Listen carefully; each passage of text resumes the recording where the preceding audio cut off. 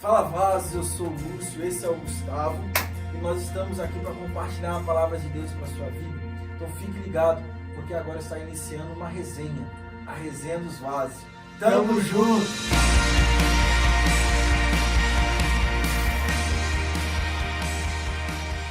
A palavra que gostaríamos de compartilhar com vocês está ali na carta de Tiago, no capítulo 1. Nós vamos ler a partir do versículo 2 até o 4. Olha o que a palavra do Senhor vai dizer.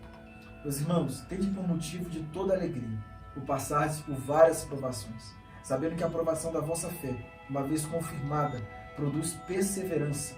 Ora, a perseverança deve ter ação completa, para que sejais perfeitos e íntegros e em nada deficientes. Antes de entrarmos no assunto que preparamos para vocês, eu gostaria de compartilhar uma breve introdução a respeito da carta de Tiago. Primeiro, Tiago vai abordar diferentes assuntos de uma forma muito sábia em sua carta. Ensinamentos que são essenciais para o fortalecimento da igreja e a conduta do cristão.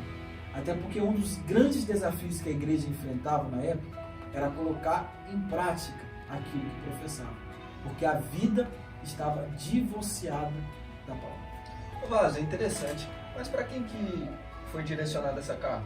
Então, Vaso, essa carta foi direcionada às 12 tribos, uma referência aos judeus cristãos que viviam espalhados por toda a parte do Império Romano. Eles foram dispersos após o martírio de Estevão. Eram cristãos e que estavam sendo perseguidos. Ah, entendi, Vaso. E quem é esse Tiago? Boa, Vaso. Então, o Novo Testamento vai destacar a respeito de 3 Tiagos. Tiago, filho de Zebedeu, Tiago, filho de Alfeu e Tiago, irmão de Jesus. Essa carta não poderia ter sido escrita por Tiago, filho de Zebedeu, porque ele foi morto antes mesmo da carta ser escrita. Tiago, filho de Alfeu, não exerceu nenhuma influência notória na história da igreja. Então, provavelmente, essa carta foi escrita por Tiago, filho de José e de Maria, irmão de Jesus. O mesmo Tiago que no início não creu em Jesus, mas um pouco mais à frente, ele se torna um grande líder na história da igreja, uma pessoa de grande relevância. E é baseado na história que inicia essa carta que nós gostaríamos de compartilhar com vocês. 3 fases que todos nós enfrentaremos na nossa jornada. E a primeira fase vai falar sobre provação. Olha o que a palavra do Senhor vai falar. Meus irmãos, tende por motivo de toda alegria o passardes por várias provações. A palavra provação vem do grego perasmo e ela tem 2 definições. A primeira definição vai falar sobre adversidades externas e a segunda, impulsos íntimos para fazer o mal. No caso, a tentação. Você sabe qual que é a definição que é usada aqui, Vaso? Ah, Vaso, não sei não. Então, Vaso, é a primeira, adversidades externas, trazendo essa compreensão que nós seremos provados. Mas falar que nós seremos provados, principalmente nesse tempo, é um grande desafio. Porque ninguém quer ouvir falar a respeito disso. Ninguém quer ouvir falar que vai ser provado, que será provado. Mas é necessário falarmos sobre isso. Porque se nós não falarmos a respeito daquilo que as Escrituras nos ensinam, automaticamente vamos gerar ou vamos falar para uma geração imatura, uma geração que não tem fundamento, que não conhece a palavra. E essa geração, quando se deparar com a primeira provação, com a primeira tempestade, não vai suportar. Por quê? Porque não criou fundamento. Vaso, é interessante que normalmente quando a gente vem para a igreja, a gente acha que não vai ser provado, que não vai ter mais dificuldades na vida. E o que a Bíblia relata é totalmente diferente. Exatamente isso. E quando eu não tenho essa compreensão, eu penso que eu estou numa redoma de vidro, numa estufa espiritual. Mas eu preciso entender que sim, eu serei provado. Eu enfrentarei problemas. Não serei poupado dos problemas, mas nos problemas. Precisamos aprender com Tiago, Vaso, que as provações são compatíveis com a nossa fé.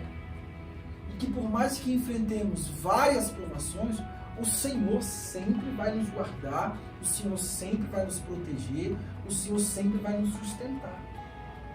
Que por mais que eu não me enxergue capacitado para enfrentar tamanha provação, eu preciso ter a compreensão que o Senhor é aquele que me sustenta diante das provações.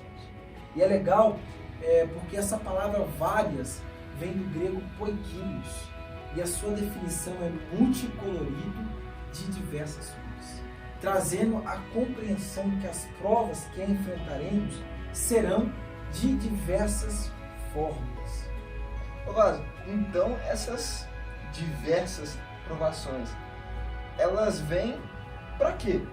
Vaso, existe um propósito, existe um sentido para essas provações. E até mesmo sobre isso que falaremos na próxima fase, que é a fase do aprendizado. Olha o que a palavra do Senhor vai dizer. Sabendo que a aprovação da vossa fé, uma vez confirmada, produz perseverança. Vaso, essa palavra perseverança seria melhor traduzida como paciência triunfadora. Todas as vezes que nós enfrentamos provações, Deus está produzindo algo de melhor em nós. Precisamos entender que Deus nos prova para produzir algo de melhor em nós. Satanás nos tenta para produzir o pior de nós. Olha a diferença de provação para tentação. Quando eu sou provado, algo de melhor em mim acontece. Quando eu sou tentado e automaticamente cedo, eu estou produzindo o pior de mim. Então, são nos momentos de pressões que revelamos quem realmente somos. É como nos comportamos diante das provações que eu mostro se realmente nasci de novo. É nesse tempo que Deus está usando para produzir algo de melhor em nós, para tratar, para moldar meu caráter, para produzir a própria vida de Cristo em mim. Sabia disso, Vaso? Entendi, Vaso. Então você quer dizer que essas provações vêm para nos moldar, diferente do que achamos, né? Às vezes estamos passando por provações achando que elas vêm para nos matar, mas elas vêm para nos provar, é isso? Exatamente. E por isso, Vaso, que como cristãos, nós não podemos nos desesperar, mas sim sermos pacientes. Até porque essas provações são passageiras, não vão durar a vida inteira. Mas voltando a falar ali, as provações são instrumentos de Deus na nossa vida. São os tempos de provações que Deus usa para implantar em nós o próprio caráter de Cristo, para passarmos a viver como Cristo viveu. Vaso, nós entendemos que aprendemos muito mais no tempo das provas do que no tempo das celebrações. Ah, Vaso, é verdade, né, Vaso? Não sei se acontece com você, mas normalmente quando a gente está passando por provação, a gente fica mais sedento da palavra, Exatamente. com mais fome da palavra. Isso. Por quê? Mas porque nos tornamos vulneráveis, dependentes de Deus. Automaticamente corremos para Jesus para aprendermos com Ele como lidar com essa provação. Entendi, Vaso. E benefício, recompensa, melhor dizendo, será que teríamos? Vamos ver na palavra, mas eu acho que é melhor. Olha o que a palavra vai dizer lá no versículo 4. Ora, a perseverança deve ter ação completa, para que sejais perfeitos e íntegros e em nada deficiente. Quando nós falamos sobre recompensa, nós não falamos sobre algo que carregamos no bolso, bens materiais, mas sim algo que carregamos no coração e automaticamente manifestamos em nossas atitudes. As provações produzem maturidade, um coração puro, honesto e um estilo de vida exemplar, onde eu passo a entender que não tem a ver com aquilo que eu tenho, mas com aquilo que eu sou. Percebo que não tem a ver com aquilo que temos, mas sim com o que somos. E quando eu tenho a compreensão dessa recompensa, eu passo a viver uma vida de constante aprovação, por perceber que não tem a ver com o agora, com aquilo que é passageiro, mas sim com aquilo que é eterno. Até mesmo como o próprio Tiago vai falar um pouco mais à frente. Bem-aventurado ele, o homem que suporta com perseverança as provações, porque depois de ter sido aprovado, receberá a coroa da vida, a quem o Senhor prometeu seguir. Então, meus irmãos, tendo essa compreensão que nós seremos provados, passamos a olhar para as provações de forma diferente. Com certeza. Na nossa jornada cristã, Vaz, nós seremos provados sim. Mas durante as provações, aprenderemos.